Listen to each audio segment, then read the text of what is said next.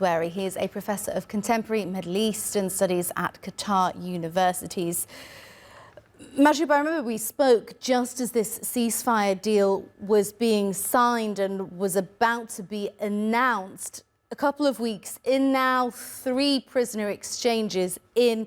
What's your assessment on how it's going so far? You know, Charlotte, that is a very difficult ceasefire, I think, I have seen in the last 3 decades. Every week, we have difficulties. We have lack of especially from the Israeli side. As you know, this is unusual, I would say, ceasefire. I think the unusual exchange of the prisoner today, that's also should be next Saturday. As you know, the Israelis say it's a civilian, the Hamas and the Islamic Jihad, they say she's a military, which is, I think, Arba Yehud. She's what caused all of this issue today, because Israelis banned Palestinians from moving from south to north and putting more conditions and complications, which led to what we saw today. Again, personally, I'm pleased that things are moving ahead, but it is not easy in 3 levels. Number 1, there is a daily complication by the Israelis on delivering the humanitarian aid as being agreed on. Secondly, people going to the northern Gaza, which absolutely demolished, and Israelis also delay or what's needed, especially tents and ready houses and all of this. They are delaying all of this. And number 3, the delivery of the international community, especially the United States, is not as should be. They should put more pressure on Netanyahu to force Israel to deliver everything they are committed to according to the deal. Okay, so 3 areas you think of particular challenge in, as you say, already perhaps one of the most complex and difficult ceasefires, certainly between Israel and Hamas, but possibly more widely as well. Given that then, and given that we're in such early days, discussions about phase 2 of this 3-phase ceasefire haven't even begun yet, how optimistic are you that it's going to hold and that we will be able to move into phase 2, which many people say will be the most tricky? Well, Qatari side has announced that they are preparing for to start the negotiation about the 2nd and 3rd phase, which will be starting in the day 16. So from the Qatari side, they are optimistic about the continuation of the discussion, negotiation, and going to the next and the 3rd deal. There are 2 main realities on the ground, Charlotte, now, and that will complicate any attempt by Israelis to go back. The number 1 is the realities on the ground, which is the Palestinians now. According to the number, nearly, we have 500,000 Palestinians are back to the northern Gaza. So those are complicating any start of a military operation. And that basically creating more realities on the ground will cost Israelis a lot. The second reality, the fact that Israeli families and those who are still in Gaza, the captives still in Gaza, their families will have more pressure on the government. And to me, it will be difficult to the Israeli government to go back to the war without releasing those captives. So those 2 main realities on the ground makes me, to some extent, optimistic that there is no way to go back. There is only one way to go ahead.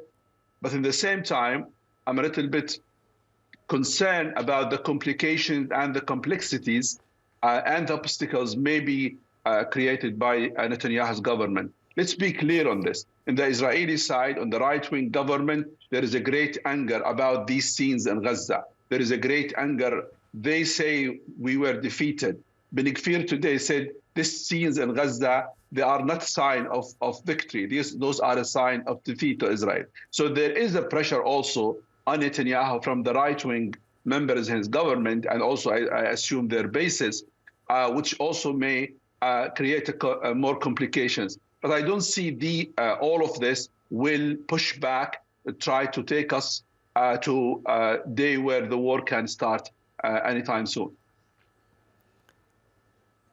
Mahjoob, it's certainly nice to hear some optimism from you, because we do hear a lot of people that are very, very concerned about this.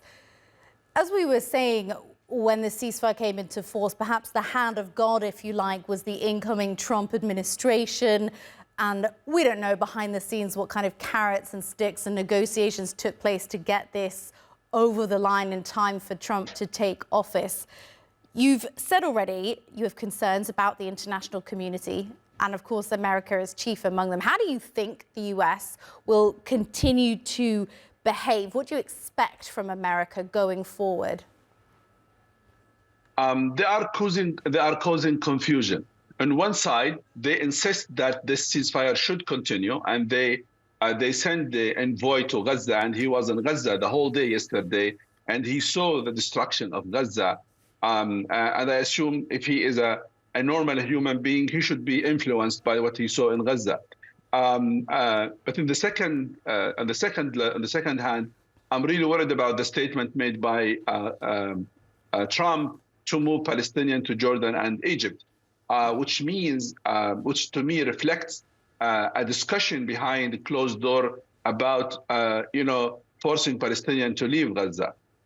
However, the scenes we are seeing in Gaza, going back from south to north, and the scenes today in Khan Yunis, and the determination to stay on the ground, they will create a lot of problems to anyone want to force them to go outside Gaza. So I think I am worried about the lack of clarity from Washington. They want to stop this war. They want captives, the Israeli captives, that's their main focus, to go back to their families. They don't give a damn to the Palestinian life. That's my main concern. What they have in hand to help Palestinians, what they have. I mean, they don't talk about UNRWA. UNRWA is about basically by tomorrow, I think UNRWA will stop working. Main office in Jerusalem will be closed. And there is no clear map where UNRWA will be. There is lack of fund for UNRWA.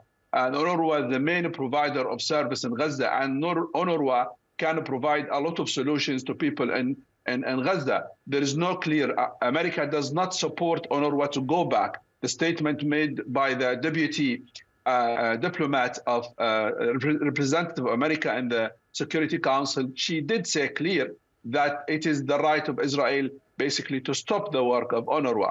That's something really making me worried about the main provider of services to people in Gaza likely to be stopped. And this means basically who will be replacing UNRWA? As you say there, UNRWA, the UN and other bodies, other countries have repeatedly said there is no alternative to UNRWA in terms of providing services like food, like education in Gaza and across the Palestinian territories.